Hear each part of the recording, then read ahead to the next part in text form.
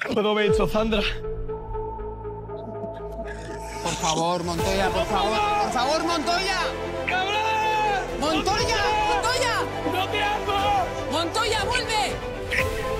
Te estaba deseando, tío. ¿Dónde estás? ¡Montoya, por favor! ¡No te amo! ¡Ah! ¡Montoya! ¡Montoya! ¡Me has destrozado! ¡Me has repetido tu vida! Tu sais, l'amour, c'est quand même quelque chose de vraiment pas simple, pour tellement de raisons. Déjà, ça nous rend incohérents. Quand tu tombes amoureux, tu vois plus clair, tu sais plus ce que tu fais, on te dit c'est pas bon, mais t'y vas quand même. Et puis, les gens te montrent certaines parts d'eux, ce qu'on appelle red flag. Mais tu dis non, mais peut-être que c'est pas un red flag, ça doit être des restes du passé, ça va partir. Et tout ça t'emmène à des choses où tu comprends même pas comment t'y es arrivé. Mais pendant que t'y es, t'es convaincu que ce que tu fais c'est bien. Et le paradoxe qui vient s'ajouter à tout ça, c'est qu'il n'y a pas d'école de l'amour. L'école de l'amour, c'est des moments comme ceux que Montoya a vécu. Des moments où ton cœur se brise et tu dois tout remettre en question. Et là, maintenant, tu te mets à apprendre. Qu'est-ce que j'ai mal fait? C'était quoi mes angles morts? Et ainsi de suite. Mais la vérité, c'est que on n'est pas à l'abri. Parfois, tu fais tout correctement. Tu investis correctement dès le départ. Tu temporises, tu te précipites pas dans la relation, tu parles de tes attentes, tu parles de tes valeurs, tu parles de tout ce qui compte pour toi, et la relation prend vie. Mais malgré ça, les problèmes subsistent. Tu sens une peur, tu dis mais en fait, est-ce que je suis vraiment à la hauteur pour cette relation? Est-ce qu'elle va rester avec moi, cette femme-là? Ou est-ce que je suis vraiment en sécurité dans cette relation? Est-ce qu'il va rester avec moi, cet homme-là? Qu'en est-il du moment où il rencontrera quelqu'un d'autre, ou elle rencontrera quelqu'un d'autre? Qu'en est-il du moment où j'aurai un coup de mou? Comment est-ce que je peux être sûr d'être en sécurité dans cette relation? Et là, tu te mets à réfléchir aux moyens de prédire l'avenir. Est-ce que cette personne va rester avec moi, oui ou non? Est-ce que cette personne va me trahir, oui ou non? Au point où tu te mets à tester.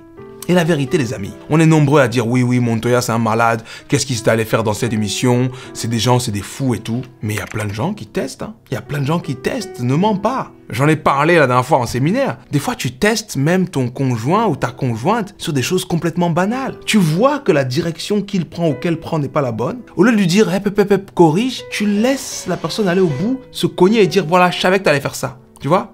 L'exemple que j'ai donné lors du séminaire, c'est quand une personne a tendance à arriver en retard, tu sais que vous avez rendez-vous, qu'elle est susceptible d'arriver en retard, mais au lieu de lui envoyer un message disant « S'il te plaît, fais un effort, j'ai fait à manger, rentre à l'heure, j'ai pas envie de t'attendre pour rien », tu laisses le temps passer pour voir de combien d'heures ou de minutes la personne sera en retard, pour dire « Tu vois, t'es en retard ».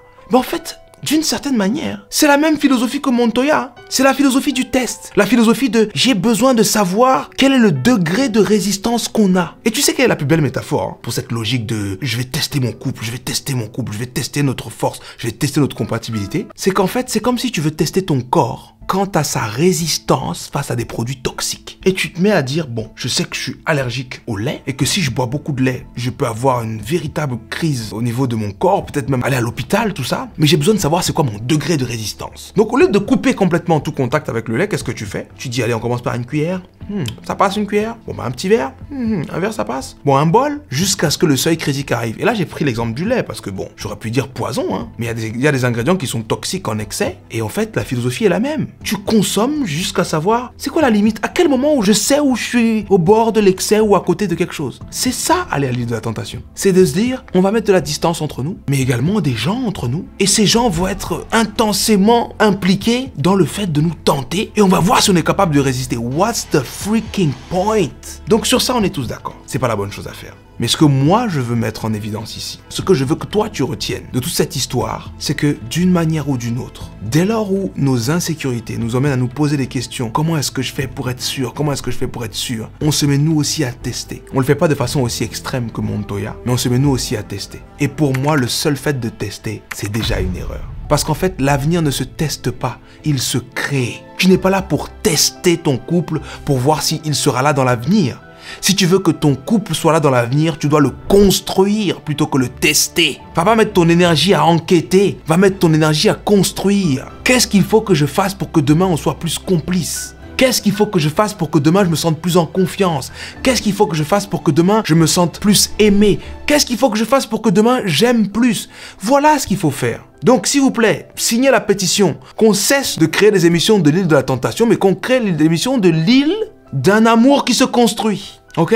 Que les gens aillent rencontrer leur part d'ombre. Je vais prendre quelques minutes pour te parler de cette histoire de part d'ombre. Le concept de la part d'ombre, c'est vulgarisé par Carl Jung, psychanalyste de son état, qui était le padawan de Freud. Ils ont travaillé sur la notion d'inconscient et de subconscient. La notion d'inconscient et de subconscient, c'est en gros, tu as ta conscience c'est tout ce que tu sais et que tu es capable de savoir que tu sais. Ton prénom, tes couleurs préférées, tes envies, tes habitudes, tous ces trucs-là, ok? Même si habitude, on est déjà borderline.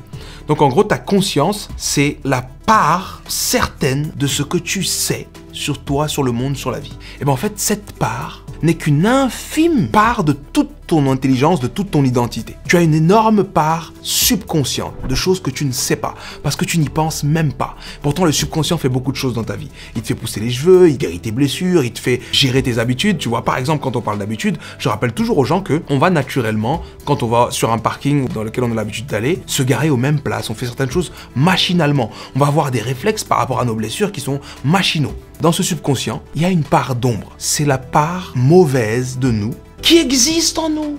La jalousie, les peurs, l'insécurité, la colère, le passif agressif, l'agressivité en elle-même, tout ça, ça existe en nous. Et généralement, cette part d'ombre, on la cache quand on va rencontrer quelqu'un. Parce qu'en fait, les gens, pour se séduire, généralement, ils se montrent pas leur part d'ombre. Ils se montrent leur part de lumière. Je vais te montrer ce qu'il y a de plus beau en moi, je vais te parler de mes valeurs, je vais te parler de ce que je suis et tout ça. Et c'est de ça dont tu vas tomber amoureux.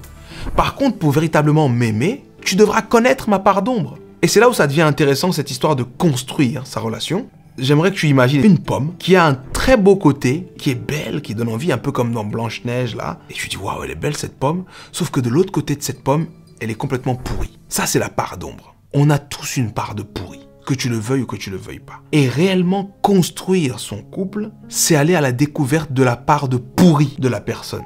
Parce que tu ne pourras aimer entièrement une personne que quand tu auras vu sa part d'ombre.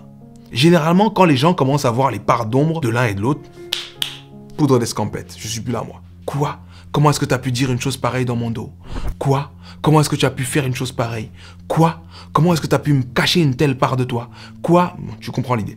Et bien en fait, tant que tu n'as pas découvert les secrets de l'autre, qui t'a pas montré avec toute sa vulnérabilité les choses qu'il n'aime pas forcément chez lui, ou que tu n'as pas vu des aspects de sa personne qui se réveillent quand ses insécurités se réveillent, en fait, tu peux pas vraiment dire que tu es en train de construire une relation avec.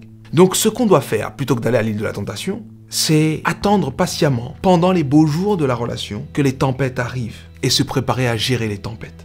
Parce que la vérité, cher ami, pour qu'une relation fonctionne, pour qu'elle dure, et je te parle de ça en connaissance de cause, j'ai 17 ans de relation avec ma femme, il faut traverser les tempêtes. Pourquoi? Et je vais t'expliquer pourquoi. Parce qu'en fait, les tempêtes réveillent nos peurs. Dans une période de tempête, généralement, si tu es un homme dans l'énergie masculine, tu as peur de ne pas être à la hauteur. Tu as peur d'être défaillant. Tu as peur de décevoir. Tu as peur d'être éjecté. Comme si ta femme va dire « J'ai pas misé sur le bon cheval, je croyais que tu étais un gars sérieux, je croyais que tu étais un gars bien, je croyais que tu étais un gars X, Y, Z, on connaît. » Et sur la base de ça, elle dit « Bah, je veux plus de toi. » Toi, c'est ça qui te fait peur. Comme ça te fait peur, tu te mets à prendre de la distance vis-à-vis d'elle pour travailler un peu sur toi. Ou tu te mets à renforcer la carapace autour des choses qui te font peur. Et qu'est-ce qui se passe? Ça déclenche les peurs de l'autre. Elle a peur que tu l'abandonnes. Elle a peur que tu t'engages pas avec elle. Elle a peur que tu lui caches des choses, mais ce que tu lui caches, c'est ce qui lui fait peur. Donc ce que tu lui caches, qui lui fait peur, c'est qu'il y ait quelqu'un d'autre. C'est ça les tempêtes. Tant que tu ne traverses pas les tempêtes, tu n'apaises pas les peurs. Et tant que tu n'apaises pas les peurs, tu n'augmentes pas la confiance. Et tant que tu n'augmentes pas la confiance, tu n'es pas capable de mieux gérer les tempêtes. Le seul moyen de devenir un couple qui dure, c'est être capable de gérer les tempêtes. Et gérer les tempêtes, ça se fait dans la vulnérabilité. Si tu veux en savoir plus sur tout ça, laisse-moi tout un tas de commentaires sur toutes tes questions, je viendrai lire tout ça, y répondre, sélectionner les meilleures questions et faire des vidéos dessus. En tout cas, tu n'imagines même pas la quantité de choses que je peux te raconter sur les relations. Ça me rappelle d'ailleurs qu'on n'est plus qu'à quelques jours de ma conférence sur les 5 espaces relationnels. Donc si tu veux en savoir plus sur les relations, mais surtout sur mon outil qui a aidé des centaines de personnes à mieux gérer leurs relations, parce qu'il faut savoir gérer sa relation à soi, ensuite la relation avec ses intimes, ensuite la relation avec ses proches et ensuite les autres relations, de manière très différente. Toutes les relations ne se valent pas parce qu'on n'est pas compatible avec tout le monde de la même manière. Tu veux en savoir plus, va regarder la vidéo sur les 5 espaces relationnels. Je t'ai mis le lien juste en dessous de cette vidéo pour que tu puisses découvrir la vidéo, mais t'inscrire également gratuitement à la conférence pour venir découvrir cet outil qui va clairement t'aider à vivre de bien meilleures relations, mais surtout à mieux structurer ta vie relationnelle et donc à avoir un environnement qui te nourrit plutôt que de pomper ton énergie. Voilà, c'était tout pour ce dimanche. Bien entendu, c'est tout ce que j'ai à dire sur Montoya. Hein. Courage à lui. C'est dommage d'aller s'exposer à quelque chose de si extrême quand on se connaît si peu. Mais au moins, il a appris une leçon. Et s'il vous plaît, soyez pas si rapide. Hein. dans le jugement de « Ah, moi, je n'aurais pas ».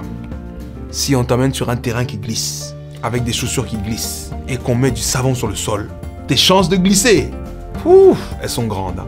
Faudrait être un maître Shaolin pour vraiment réussir à dire « Moi, je glisse pas, je défie la gravité ». Mais la plupart des gens, ils glissent.